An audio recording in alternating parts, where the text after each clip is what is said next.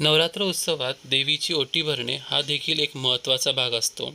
पण देवीची ओटी भरणे म्हणजे नक्की काय? आजकाल अनेक जणींना माहीत नसते. नवरात्रीच्या माहितीसह ही देखील माहिती आपण जाणून घेऊया. देवीला या 9 दिवसांमध्ये सुती अथवा रेशमी साडी अर्पण करायची असते. या धाग्यांमध्ये देवींकडून येणाऱ्या सात्विक लहरी ग्रहण करण्याची क्षमता असते. म्हणून ही प्रथा आहे. त्यामुळेच या दिवसात साडी नेसण्यास प्राधान्य देण्यात येते. हाताच्या उंजळीमध्ये ही साडी, त्यावर खण, नारळ, तांदूळ, करडाफणी, देवीसाठी वेणी, दक्षिणा आणि एखादं फळ ठेवून हाताची ओंजळ छातीच्या दिशेने असेल अशी ओटी भरावी. नारळाची शेंडी ही देवीच्या दिशेने राहील याची काळजी घ्यावी.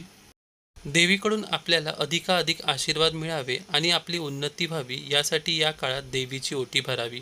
व्हिडिओ आवडल्यास लाईक करा, शेअर करा आणि आमच्या चॅनलला सबस्क्राईब करा. धन्यवाद.